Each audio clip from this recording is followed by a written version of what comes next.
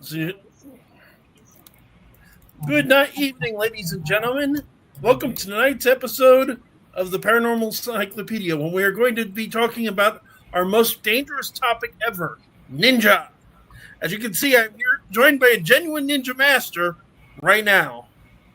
I am, as always, your host, Kevin Mears, demonologist, paranormal investigator, and the Paranormal Encyclopedia. And Ninja Master, introduce yourself. I am Bayushi Takashi. No, actually, I'm Brian. Yeah, do you think, assuming ninjas still exist in the world, and we'll talk about that. Does anyone really think I could get one to appear on camera? Yeah, no, considering I was just looking very quickly at the Wikipedia, and yeah, it means ninja actually means one who is invisible. Yes. Or let me look it up. Do you know what shinobi means? One who sneaks. Yes. Which is also a correct name for ninja, by the way, if anyone didn't know. Yes. And everything's posted where it needs to be posted. So we're good to go. So people may ask, like my fiance did, wait, ninja, that's not a very paranormal topic. To which I say, first, not true. People do claim that ninja have magic powers. And second, and more importantly, possibly, it's my show, and I'll talk about ninja if I want to. Sure. I should point out that while I am a history major, I am nothing remotely resembling an expert on Japanese history, ninja, martial arts, or any other related topic. So take whatever we're going to say tonight with a big grain of salt. Yeah. Oh, also, we should probably apologize in advance for any mispronunciations and mangling of words that we're going to have. I'm going to try to avoid speaking any Japanese, but yeah.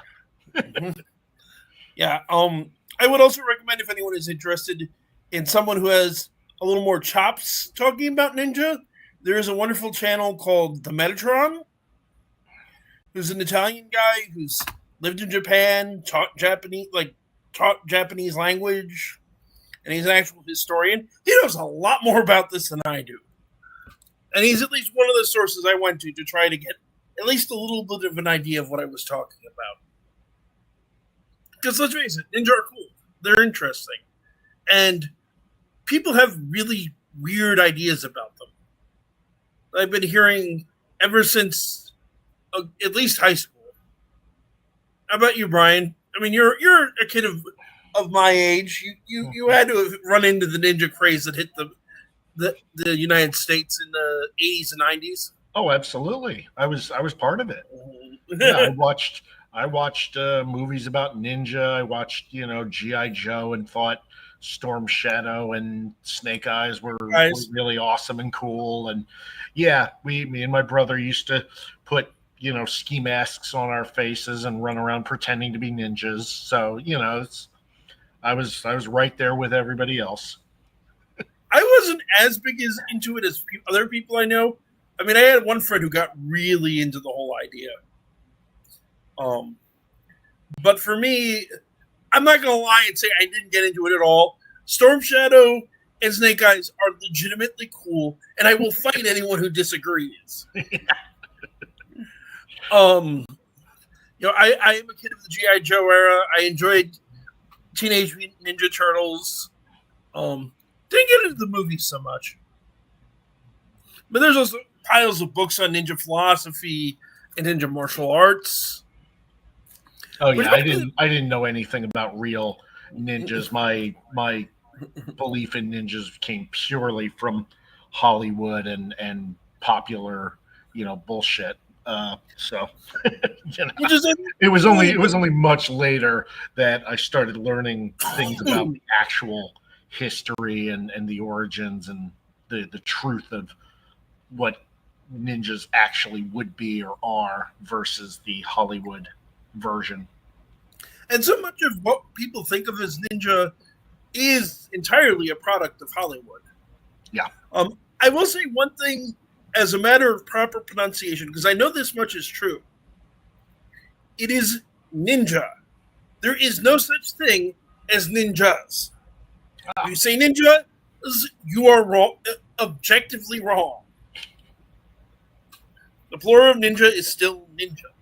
It's one of those kind of words. All right. Yes. Well, makes it easier.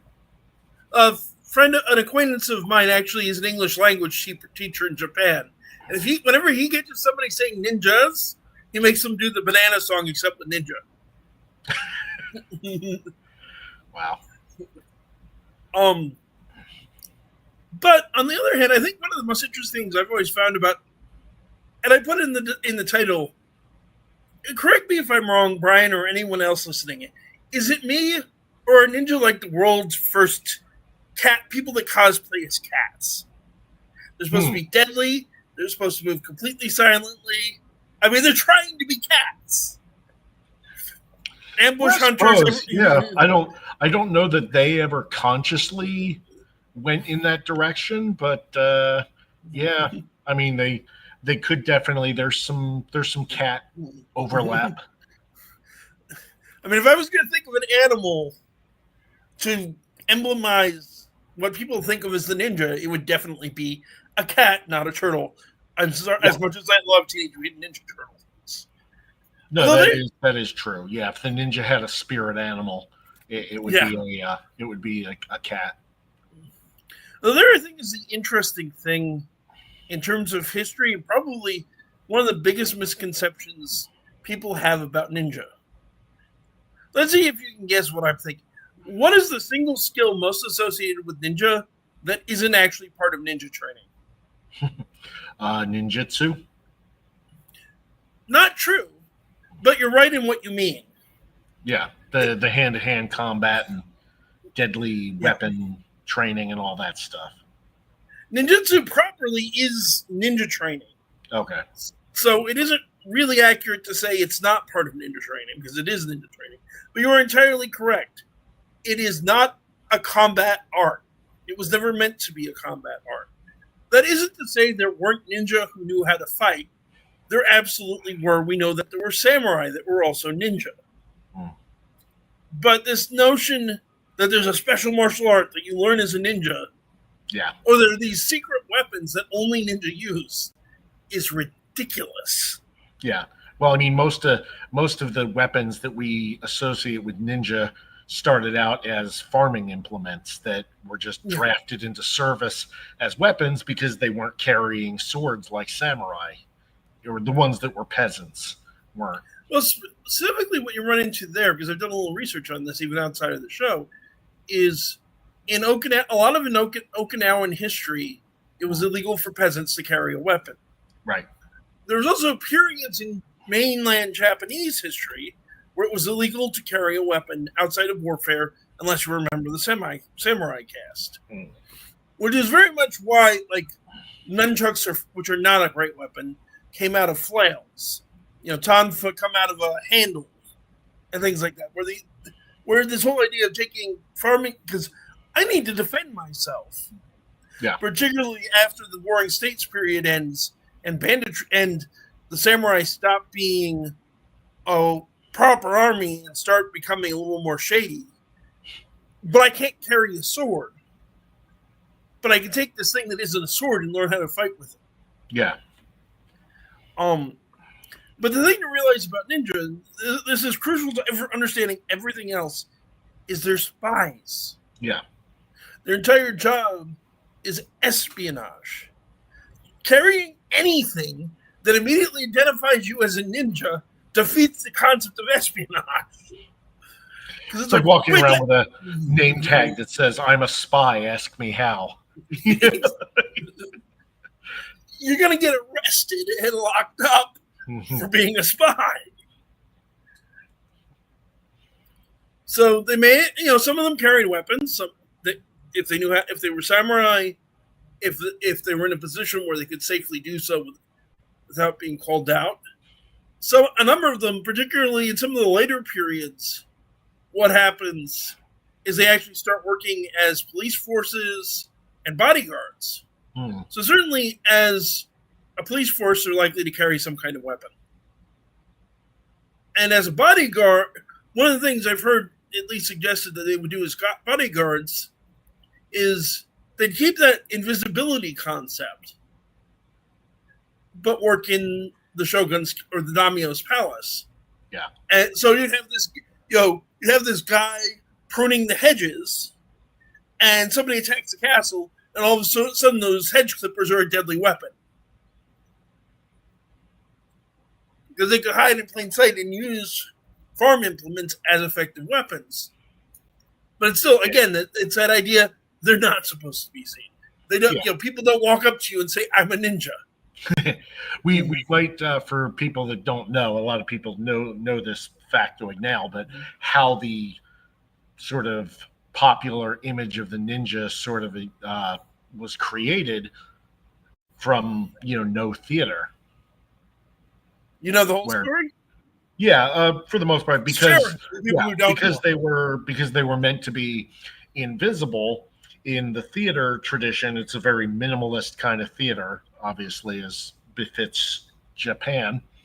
The stagehands and whatnot would dress all in black and wear, that stuff so that they could pretty much walk around and move props and do things and pull ropes and stuff that were necessary without the audience paying attention to them, because it was a clear signal like, I'm not part of the play. I'm just, doing stuff in the background.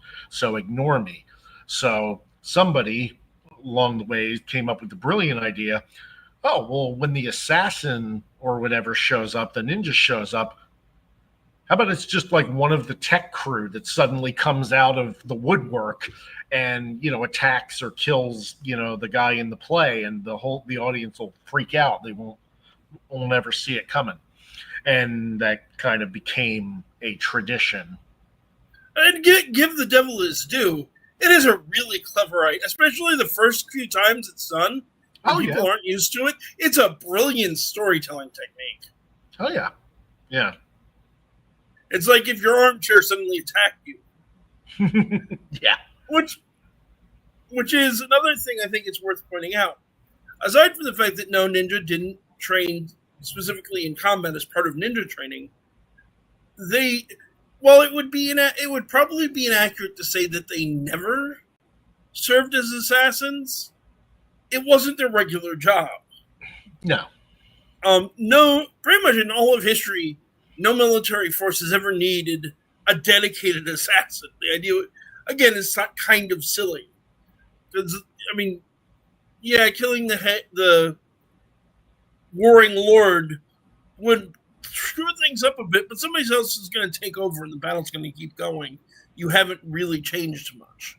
Yeah, and in most cultures, that type of killing has always been seen as dishonorable. I mean, which obviously doesn't mean that some people don't, use it and stoop to it. And people absolutely do have used it throughout history. In European countries, like for the longest time, when armies would fight each other, it was considered like unsportsmanlike or unfair to target the officers with like rifles and things like that. You were supposed to shoot at the infantry and not target the officers. And it's like, well, that's the most effective strategy, but it's not considered gentlemanly.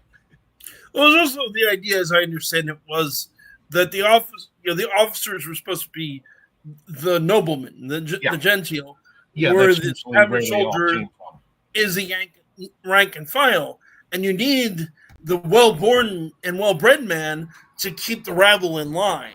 Mm-hmm. So that's another reason you don't shoot the officer, because who's going to maintain good order? Yeah, well, and it kind of almost a little bit goes back to even the medieval period with chivalry, where generally speaking, the knights that were on horses and wearing expensive armor would usually be captured and ransomed rather than just, killed. They'd kill the mercenaries and the regular soldiers and the peasants and all that, but they would usually try to capture the knights and ransom them for money. Which also has a great deal to do with the fact that if you have a knight in full hardened steel plate armor on a horse in heavy armor, good luck getting through enough of it to actually kill him. It's going to be a lot easier to knock him off his horse and take him prisoner. Yeah. Which is, and this is sort of an aside because it's not ninja, but it is ninja adjacent. One of the things I've always found fascinating in general is, the thing that a big part of what separated samurai from Ashigaru and other warrior figures is they put the samurai in horseback. Because the horse is such a game changer in battle.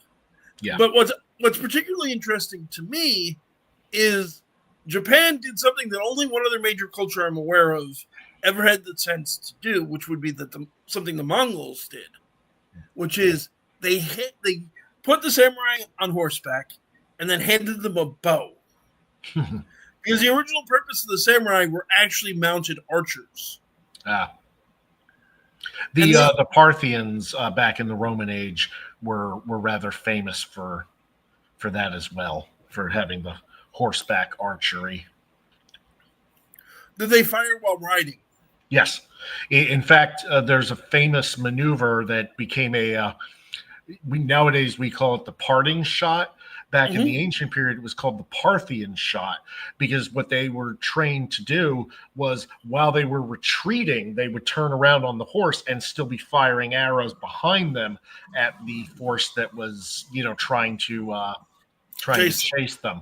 So I they did were not still know doing that. damage as they were retreating. It was a pretty brutal But tactic. it's the thing. Generally, the Mongols used mounted archers as well, but usually the horse would come to a stop and then they would fire.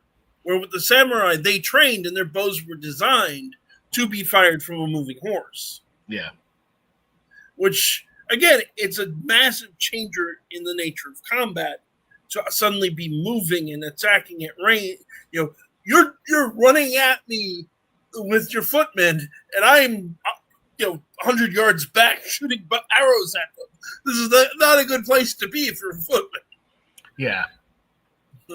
Yeah, traditionally archers were always a big block of people firing a rain of arrows, and they were only effective to a certain extent, and then they had to move back and let the let the real soldiers come through and fight the fight.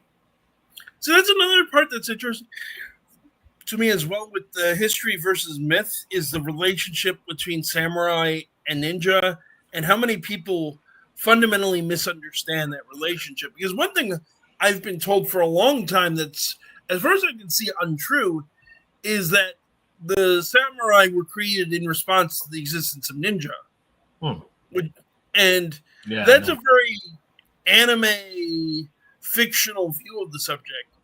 In all honesty, it might be hard to say which came first, because when you're talking about the samurai in the sense that we're talking about, you're talking about professional soldiers, and that goes back thousands of years. But if you want to get that simple about it, ninja are spies, which also go back thousands of years.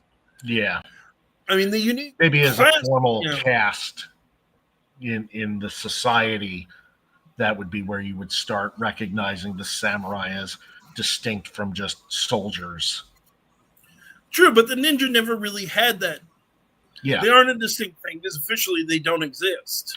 Yeah, that's why I would tend to think that the samurai as a recognized classification came about first, and the ninja were sort of, which seems to be the case. Came off later.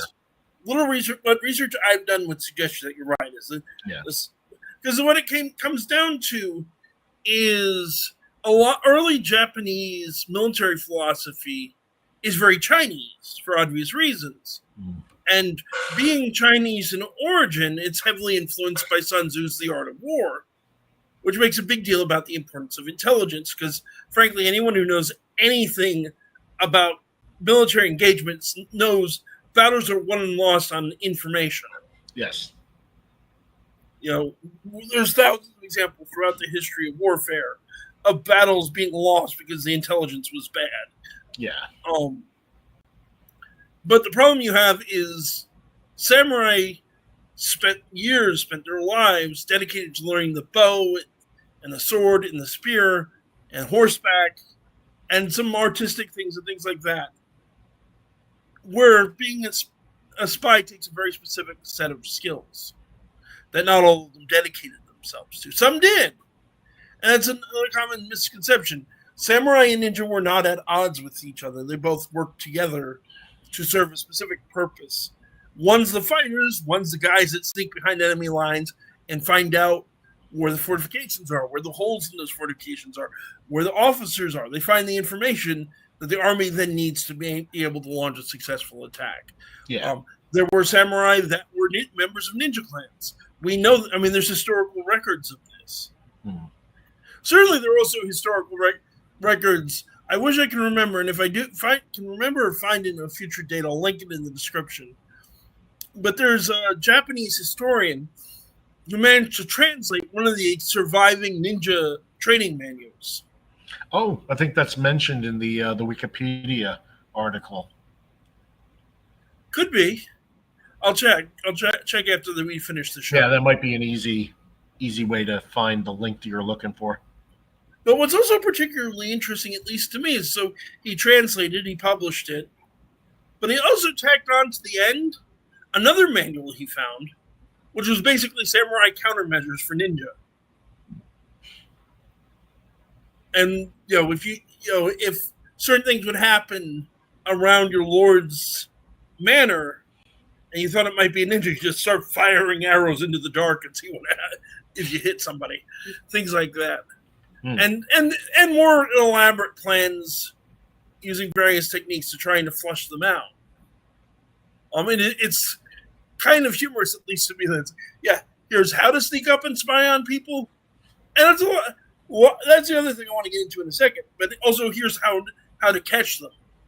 The thing that why this is remotely related to this show is that there is certainly a mystique around ninja. That they could fly, that they could walk on water, that they could pass through walls, that they could simply turn invisible. Mm-hmm. Now, obviously, as a paranormal guy, I'm not going to completely dismiss the possibility of supernatural abilities. That being said, when you look at the actual training techniques, it's not a lot of magic spells. It's camouflage, it's cartography, mountain climbing. It's practical skills that people learn today that serve a practical purpose in spying on your enemy. Mm-hmm. There's certainly, and I would absolutely argue that the ninja built up their own mystique. Oh, sure. And tried to convince and did things to convince people they had magic powers, not because they actually necessarily thought they had magic powers, but if you're a spy, convincing your enemy your magic gives you an advantage. Oh yeah, propaganda is always an effective tool. And psychological warfare. Yeah. And and this isn't radical ancient techniques. These are things we do today. There's one Middle Eastern country where U.S. Special Forces, while operating there, spread rumors of vampire activity in the area. Because it helped cover up what they were actually doing. They've used they've used local witch doctors in various military engagements. There's a famous story of the revered French magician Robert Houdin, who stopped a war with a magic trick. The French were about to go to war with, I want to say they were called the Algiers. It was a tribal group. And the thing that the French knew at the time is that the tribe was very impressed by the idea of magic and magical abilities. So they I've heard this story, I think, to Houdin, and he developed a trick they called the light and heavy box. Yes. He could, and he did. He went up before these people. He set the box down. He invited a young French girl to walk over and just pick the box up, no problem. They invited them to choose their mightiest warrior. He did a hypnotic type movement and said, I've stabbed you of your strength. And he couldn't move the strongest guy they had couldn't move the box. Yep. Little girl could pick it up again. Guy couldn't. And they were so awed by his ability to sap their strength. The story goes, at least, that they surrendered. Yeah. in reality, as far as I understand, basically what's going on involves magnetism. Yeah, pretty much just a metal plate in the bottom of the box and some magnets. A big magnet underneath on the ground underneath. Yep. Then, if it's a powerful enough magnet, I'm sorry, you're not moving it. Exactly. Yeah. But it's a good trick and it works. And I've seen speculation, for example, that ninja fortresses or any fortress they spend any length of time in and could do so, they'd build secret doors. That way, they could slip through the secret door and it would seem like they were passing through walls. Yeah. That they would set up before a mission. They would set up poles just under the surface of a lake, and then because they did train in balance, they could do very realistic but still extremely impressive feats involving balance. They'd run across the top of the poles, and to an observer, particularly from a distance, it looked like they were walking on, running across the water. Yeah. And oh my gosh, they imagined this incredible power. But no, it's a trick. Yeah. And again, I'm not dismissing the possibility the world is full of weird things. But now, if you could train a ghost to be a ninja, you'd really have something. That's the one type of ninja that might ease out, push out Cat as the ultimate ninja. Yeah. The best spy ever. Yeah. I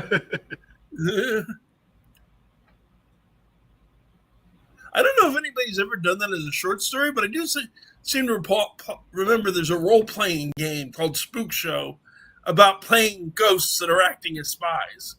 Oh, that makes sense. Yeah, I mean, it comes up a lot whenever in role-playing when you're playing a necromancer or somebody that can do stuff. It's like using ghosts as, impossible to detect spies is always a great option.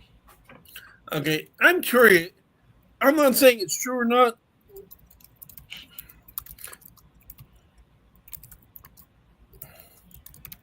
I'm just curious if anybody's ever claimed to do that.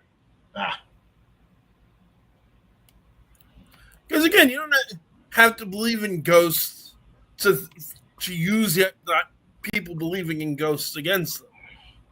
The other example I would use, I think, is a good one. And the closest that we might come to it would be the Project Stargate. Yeah, where they tried to use astral projection and far remote viewing. Fun stuff. Yep. Particularly when you get into, and there's a movie. So for those of you who don't know, or if this is sounding a little familiar but not sure why, there's a movie called Men Who Stare at Goats. Yeah. Which is loosely at least based on this whole thing. Funny movie, though. Yeah, but there's a lot of truth. I haven't actually seen it, but there's a fair amount of truth to it, as I understand. Oh, I watched it. It's pretty good. It's a quirky, amusing movie. But yeah, for decades, the American CIA did experiment with using psychic abilities as a part of espionage. The official reason why they stopped this is it doesn't work. I've talked to people that were, or at least claimed to be members of it, that claimed that they stopped not because it didn't work, but because the Congress didn't want to pay for psychics, whether it worked or not. I lean towards skepticism about the idea that it actually worked myself, or that it worked. More specifically, I'm skeptical that it worked reliably enough to be worth the money they were spending on it. Yeah. I mean, supposedly there's a credible story that's been told that Jimmy Carter during the hostage crisis, actually they brought in a avowed psychic that was part of the program, and basically tried to use this psychic to get some intelligence or information on the hostages, and the guy didn't produce any kind of results, and that was that may have been part of the decision of like, okay, this is garbage. We're not going to keep funding this program. It was probably part of it, and I do from what I understand, it went on for longer than you might think. I mean, they called it Project Stargate, as I understand it, because of the movie. Oh. They referred to agents involved in it as Jedi. Yeah, and that might have been a resurgence, because I know they had the MK Ultra in the 60s and into the 70s. It may have been one of those programs that was shut down and then later reactivated and tried again. MK Ultra is different, though. It's not psychic. It's far more that was using psychedelic drugs, but the idea was to open the mind, just create. Yeah. No. It wasn't. There's nothing about MK Ultra that has to do with the paranormal, or the psychic, or the paranormal in a conventional sense. The idea was using psychedelic drugs and hypnosis and some other techniques that you see in cults to brainwash people and to make people do what you wanted. The whole idea, if you've ever seen the movie The Manchurian Candidate, yeah, of course, that's MK Ultra. Right. That's the kind of thing they were trying to do. This idea that someone would go about their lives, completely ordinary person, no memory of the training, and then somebody calls it with a code phrase. Yeah. And they turn into an assassin. Okay. I knew that there were a number of programs during that period where they tried to use different things for different results. I've heard arguments, and I'm actually slightly convinced there's a good chance I think MK Ultra is still an experiment that's going on. Not necessarily the same techniques, because they didn't work that well, but I can certainly believe the U.S. government is working on this kind of technique. And trying to find a more practical way to weaponize cult tactics. Yeah. There's just too many applications of it, as shady as it is. The spy thing, yeah, I think you're right. I think it died back down and there was a resurgence. But I think there's also some evidence that, especially as it grew on, the agents involved weren't taking, they were calling each other Jedi and things. They weren't taking this terribly serious. Yeah, no, they knew they were on the far fringes of what might be reasonable or possible, so. But the government was giving the CIA millions to conduct the experiment, so it's not like they're not going to do it. Yeah. Well, that's always the fun part of the black budget is, Congress doesn't know exactly what it's being used for because they won't tell them, so they can, they can kind of divvy it up how they want. Because, it would be really hard for a congressman or a senator to go back home and justify, oh yeah, I voted for, a couple million in appropriations so that, some guys could stare at at a blank card and try to read the signs. That's just going to play terribly. And here's the thing I think it's worth noting, because it relates to the overall debate about, does psychic ability exist? A number of studies that have been done over the years move the needle. Which isn't to say that we found, oh my God, there's proof that I could sit in my room, stare at navel gaze long enough, and get the nuclear launch codes. That's not what I'm claiming to happen. But there's a famous study where they got a whole group of martial artists, gathered them in a room, and put up one of those stock tickers that was connected to a random number generator. When I say a random number generator, I mean one of those random number generators that relies on a very unstable decay rate of a radioactive isotope. So there's absolutely no way of predicting what's going to come out of it because it's completely random. Right. But the martial artists were told, focus on making more positive numbers come out of it than negative numbers. Yeah. And, it wasn't, oh my God, 100% positive. Yeah. It was it came out a little bit above chance. And there's a number of other examples like that. Yeah, like coin flip experiments and things of that nature. Yeah, I've read about some of that with Pear, the research facility that was operating in Princeton University for a time. That was pretty cool. My theory on that is that through some application of quantum mechanics that we don't quite understand just yet, that it is possible to affect little bits of random chance in some ways.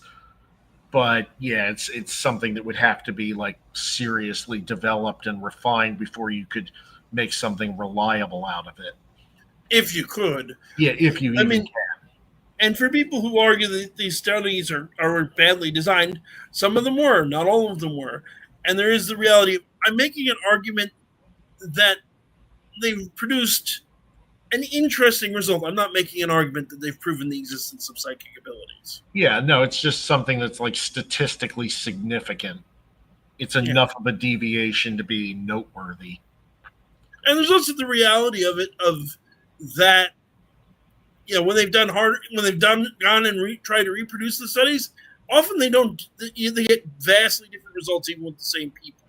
So there's nothing to indicate that there's anything here worth spending billions of dollars on, or even millions.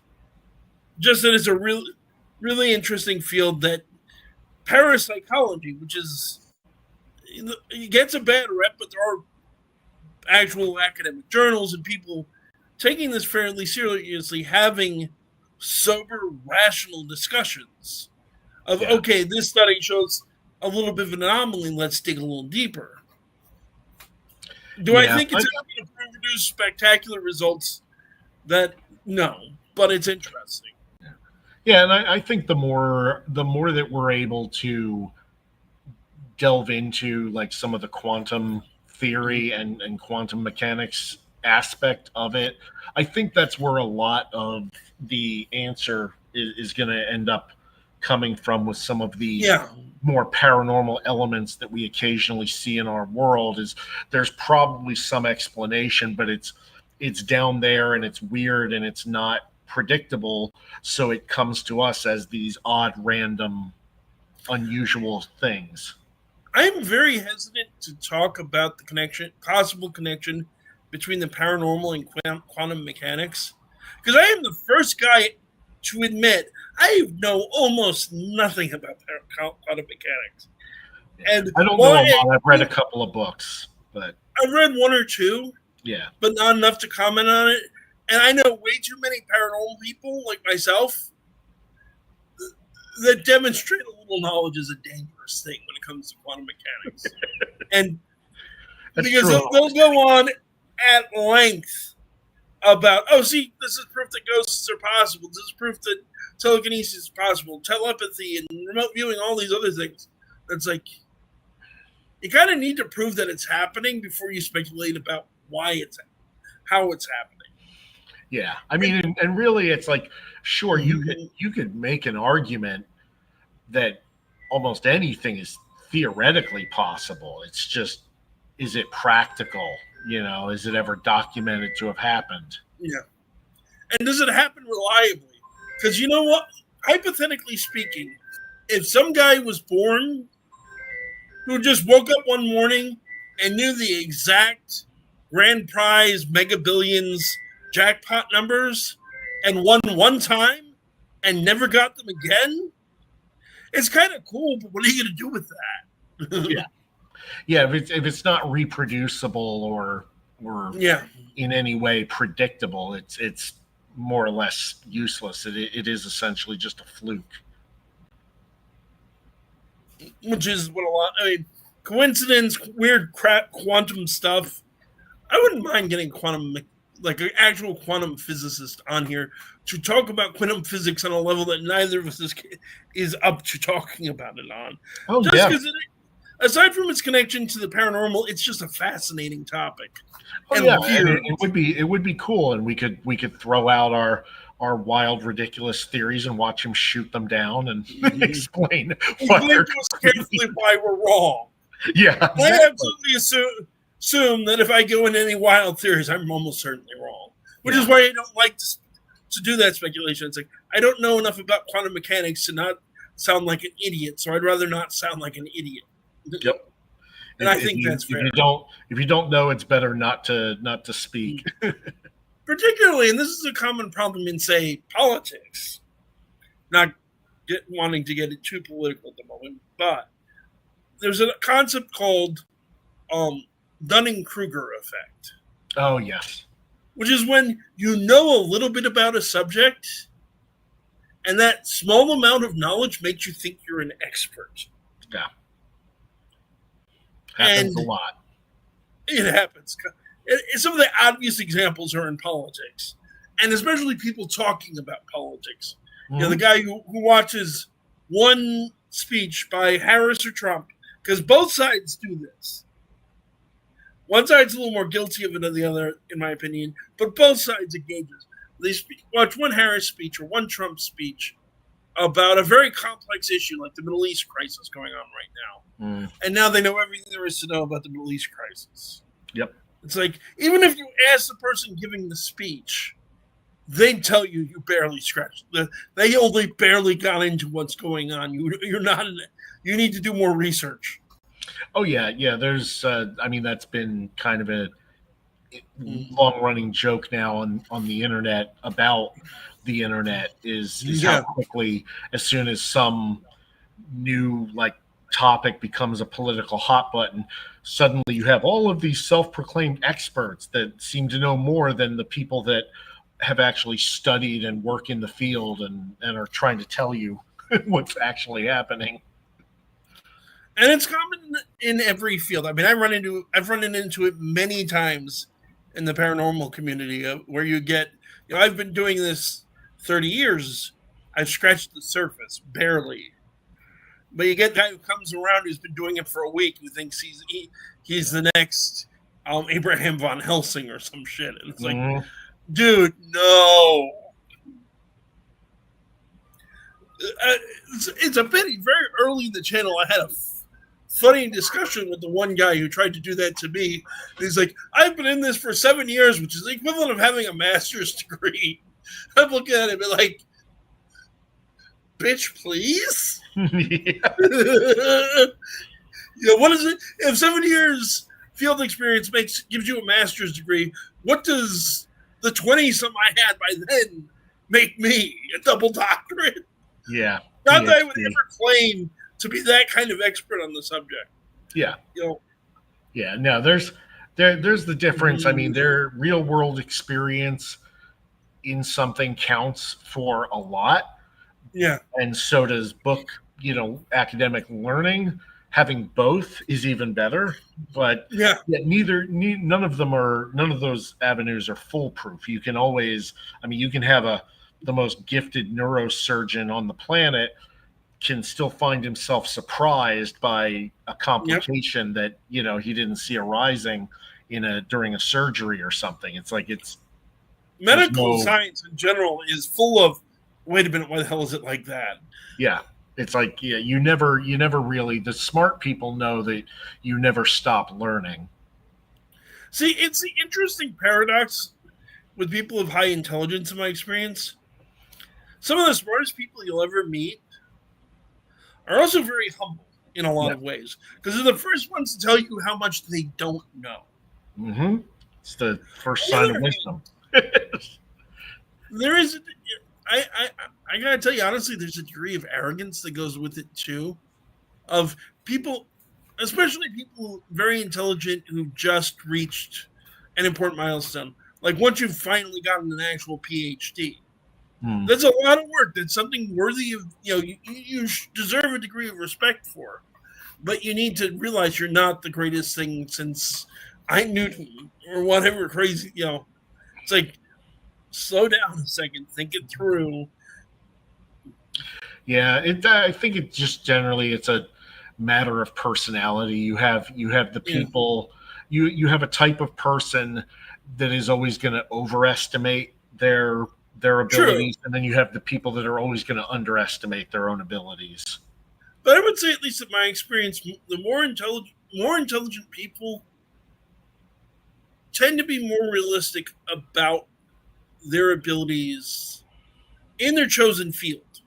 Yeah, well, because I think to have that perspective, you have to have a certain amount of self-awareness that people with lower not IQs, but general intelligence and people that just don't view the world with any nuance. They just, it's beyond them. They don't have that kind of capacity for self-reflection and to really put themselves in the in the actual perspective of things.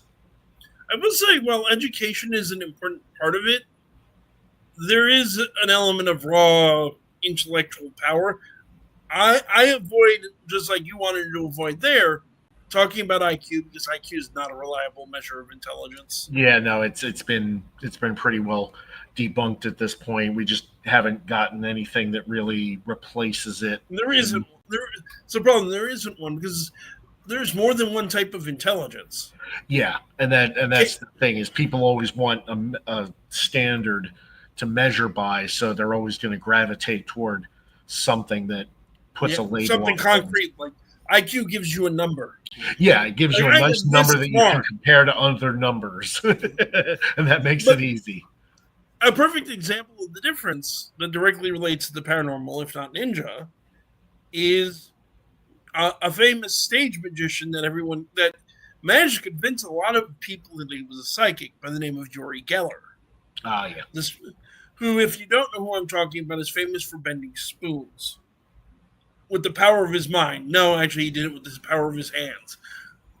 But a lot of very intelligent, very well educated people fell for it. And it wasn't because they were stupid. In fact, a funny thing, and this is kind of a topic in its own right that we should get into at some point. People have this idea that the smarter you are, the harder you are to fool. Yeah. And the truth is the other way around. The smarter you are, the easier you are to fool. Mm-hmm. If you, case in point, you know who the most likely people to join a cult is? College students. Yeah. It's highly intelligent people who are socially isolated. Yeah. Because it's much more of an emotional, like that's what people don't get is con artistry works much more on emotions than it does on intellect. You know, it's not, they don't appeal to your,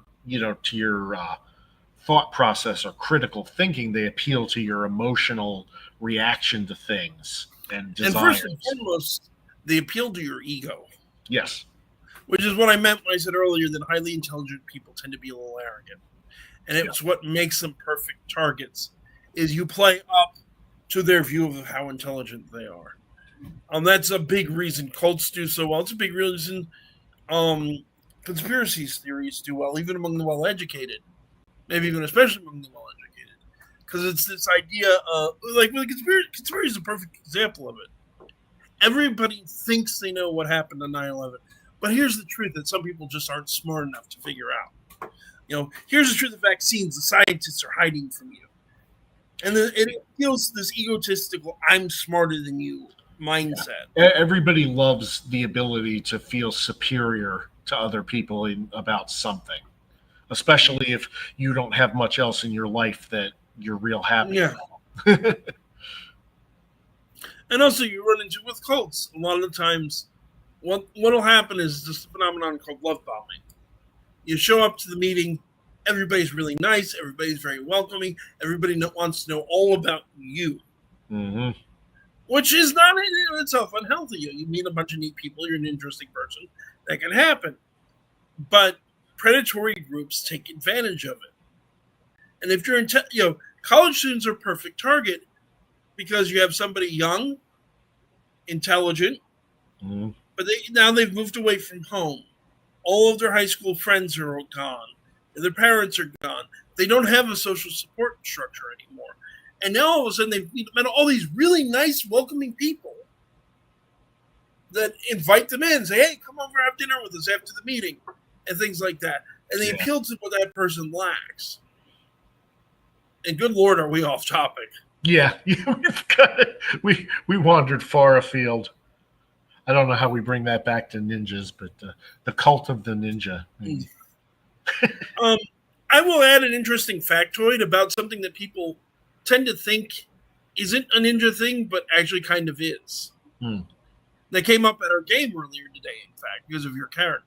We're playing, I'm running, Brian is playing in a Legend of the Five Rings game, which is a whole samurai ninja thing. But a common conception that goes along with the ninja outfit, the black pajamas, is the idea of ninja wearing masks. And that isn't, the natural reaction is, oh, that's just more nonsense. But it actually isn't. Just not for the reason you might think. In the Edo period, after the Warring States ended, after everything became stable, people would still go see prostitutes. People would still go out to gamble. People would go out to use various intoxicating substances. Whether it was legal or not, there was whatever they were doing, whether it's legal or not, there's the reality that it's seen as somewhat shameful. And you don't want everyone to necessarily see who you are. So when, say, a nobleman wants to go gambling, he'd put on a mask. Mm-hmm. Now, everyone might know who the guy in the mask is, but the fact he's wearing a mask is a signal. It's like the ninja stagehands in the No Theater. Don't look at me. Just let me fade into the background. Yeah. So certainly ninja might wear a mask in those circumstances. It would not be a unique ninja mask, because anything that is unique and makes you stand out as ninja is going to get you killed. True.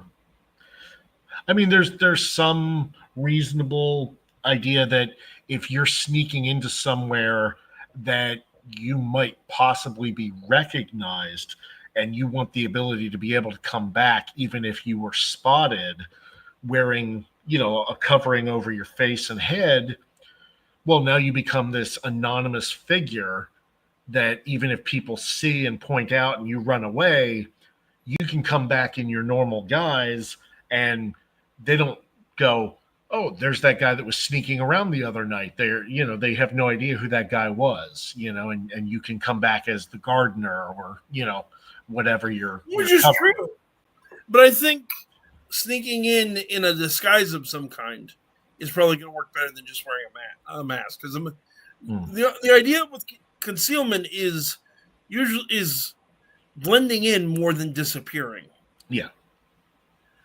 So if you look like everybody else, people don't remember you. So, or if you failing that, look like somebody else.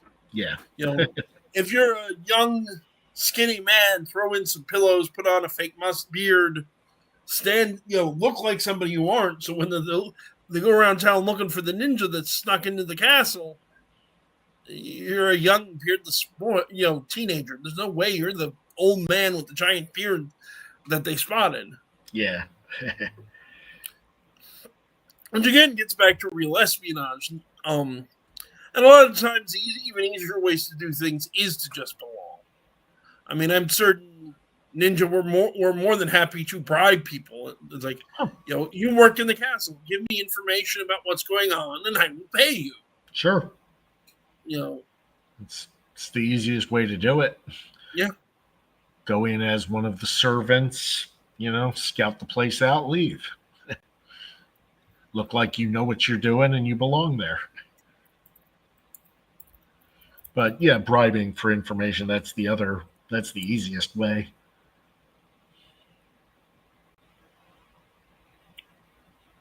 Let me look at one thing.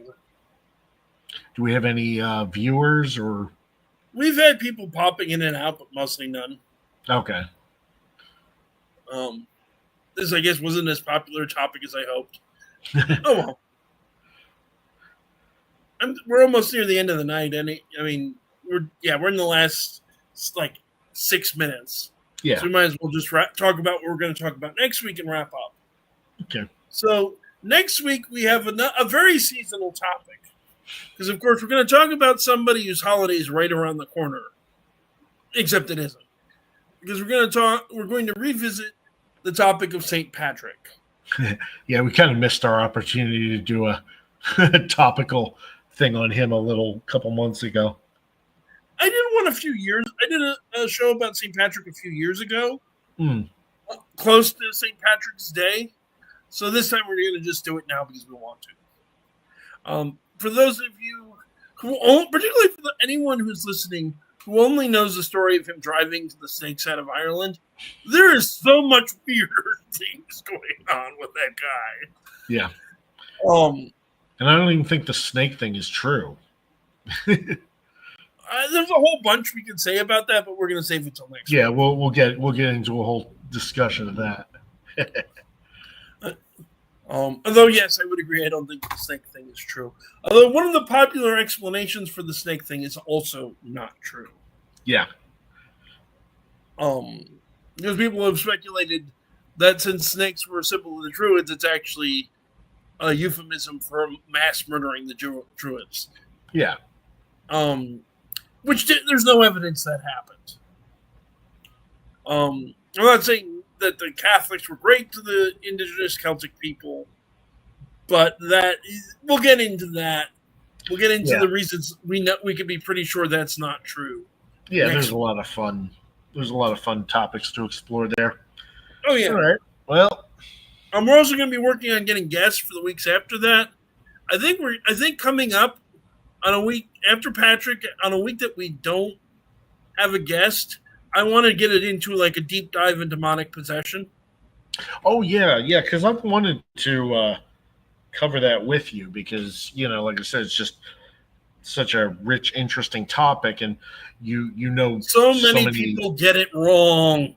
Yeah, you know so many things, and the going through the popular misconceptions about demonic possession would be a really interesting and entertaining show. I think it'll be fun. And I think people will be interested. And I think it'll annoy the religious fanatics, and that's always a good time.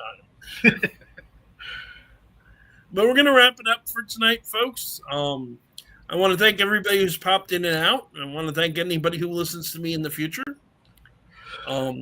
If you like the show, if you like what we're doing, please consider giving us a like, comment, maybe even subscribe. If you like love us or you hate us, feel free to write a comment and tell me about how wrong I am about everything. I love that. And if you can be civil about it, I'll leave it up. I don't mind criticism. If you're just going to call me an idiot and say I'm wrong about everything, you're wasting my time. Tell me why I'm wrong. Ideally, cite some sources. Let's have a talk. That's a good thing. That's what we want here. Because I don't know everything. Brian does not know everything unless he's been holding out on me. You secretly omnipotent there, Brian, and you didn't tell me? Maybe. Could you be all-knowing and not know that you're all-knowing? Or is that inherently a paradox?